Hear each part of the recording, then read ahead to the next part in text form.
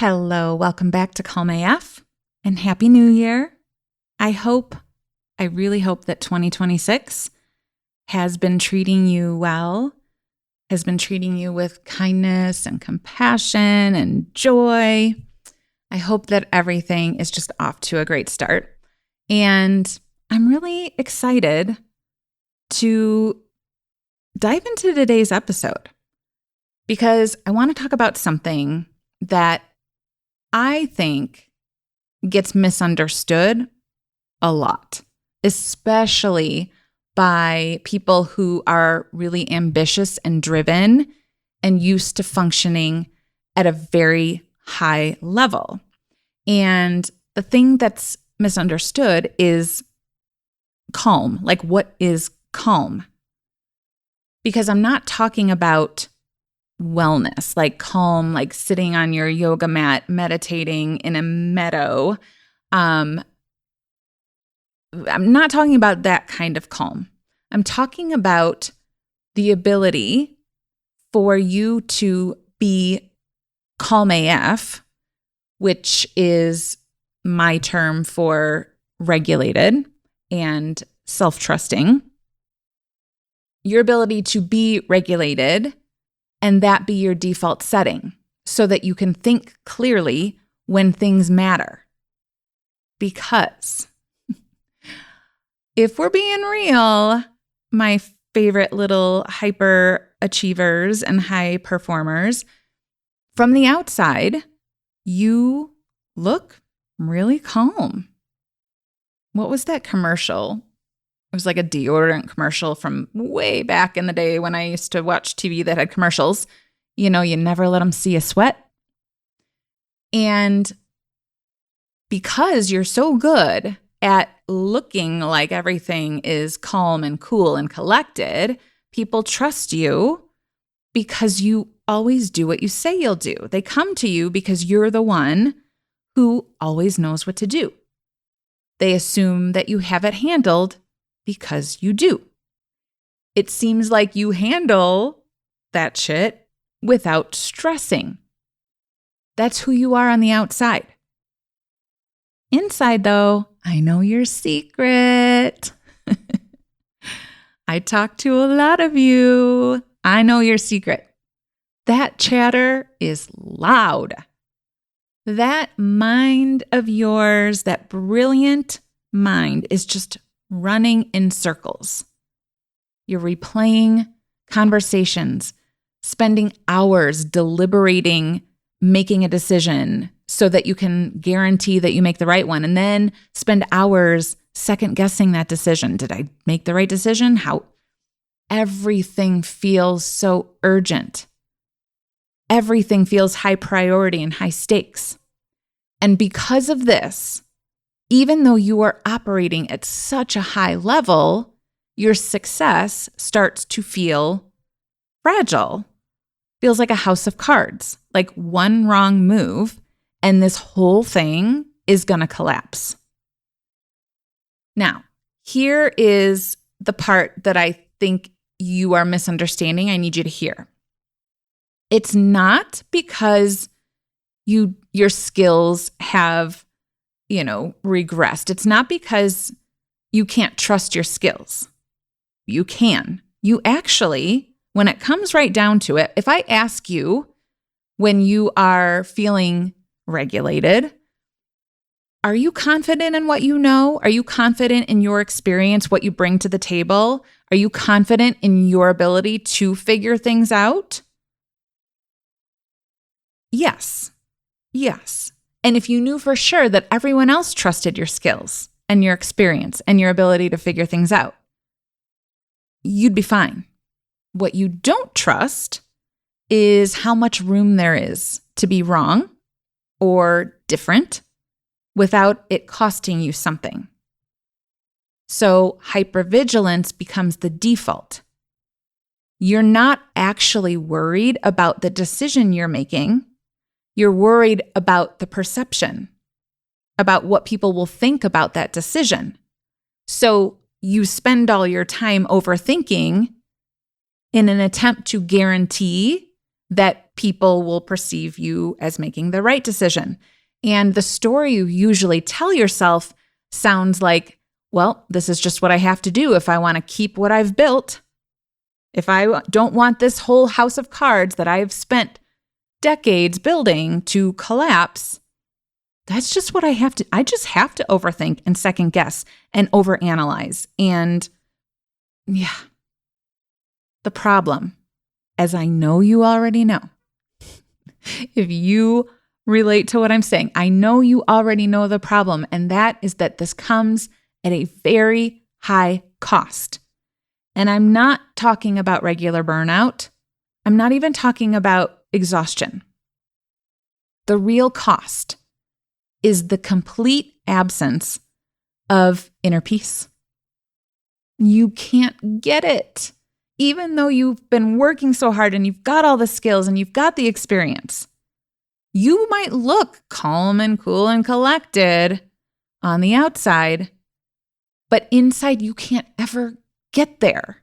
Inside you're scanning and managing and monitoring the situation.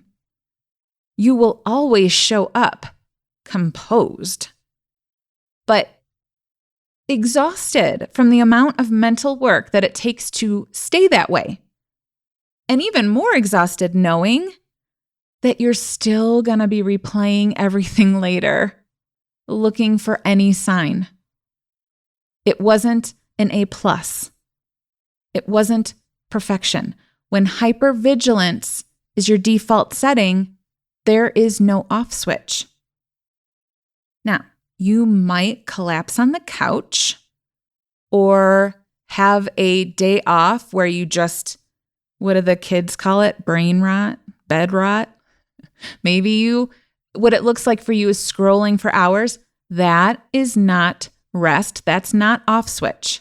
That's dysregulation. It's just the other side of dysregulation. I talk about the Calm AF scale. On one end is hypervigilance, the way you are used to performing. And the other side of it is hypo. It's not calm. None of this is because you need to get better at making decisions. None of this is because you need to get better at managing your time or learning how to lead better or say things differently. It's because you are trying to make decisions from a system that is always on high alert. When your default setting is urgency, everything feels higher stakes than it actually is. That's why you doubt yourself and second guess yourself. And that's why you work longer than you need to, and you take way more time to complete a task than is necessary. It feels like you're being really responsible. Like, if I just think long enough, I'm going to land on the perfect wording for that email, the perfect decision that everyone's going to clap for, the version that everyone agrees with. But you won't, no matter how long you try. And the longer you try, the further away you're moving from clarity. You think you're getting closer, you're getting further. Regulated, being calm, isn't about being relaxed. It's about being available to your own expertise and skills, to your own higher level thinking. When you're steady inside, you don't have to manage yourself afterwards. You are going to not have to backtrack as much as you think you're going to, if ever. You don't have to clean up emotional messes or find a place to, hibernate for a week, isolate yourself. You just decide and you move on. And so when Calm AF, when being regulated, is your default setting, then someone disagreeing with you isn't an emergency. Conflict isn't a threat. Someone not liking a word that you chose doesn't mean that your house of cards is going to collapse. And that is what will give you the edge, because you're already so good at what you do. When you can just be so good at what you do and regulated, forget it. I mean, nothing stopping you. This isn't about perfection or control. It's emotional resilience. That's what puts you ahead. The emotional resilience of knowing that you're okay even when there's friction. Even if someone bumps up against the table, your house of cards isn't as fragile as you think it is. And when you have that emotional resilience, you don't just look like the calm one that's like panicking on the inside. You actually are the calm one. There is an off switch. You are calm AF. Now, one more thing that I want to mention here. A lot of high performers, when they come to me, they feel like they have lost skills. Like, I used to just be able to make a decision and be confident in it. I've lost something. I've lost my mojo. Like, they reached a level where they at one time felt genuinely competent, and then all of a sudden they're like second guessing everything. Everything feels hard again, and they can't trust their instincts. Feels like they're moving backwards. If this is happening to you, or when it does, that's not what's happening. You aren't going to lose skills, okay? When this happens, all it means is you've reached a new level and your nervous system thinks it needs to get you through it the same way it got you through the last one, which is through hypervigilance and overthinking and lots of wasted effort and time and exhaustion. Your nervous system mistakes calm for complacency. That's what's happening. You aren't second guessing. It's just when you get to the place where you feel like you know what you're doing and you actually feel kind of confident and your nervous system calms down, it's like your nervous system's like, uh-oh, that's not, success isn't calm. Success is dysregulated. So all of that internal chatter ramps up again. You have not lost your skills. Listen, I'm grabbing you by the cheeks. You haven't lost your skills. You haven't lost your edge. You are not going backwards. Your system just hasn't learned yet that calm is safe. And regulated is the most efficient energy to operate from. And as soon as it learns that, as soon as you learn that your clarity doesn't rely on dysregulation, it will come right back. Not because you've learned something new or because you got more skills.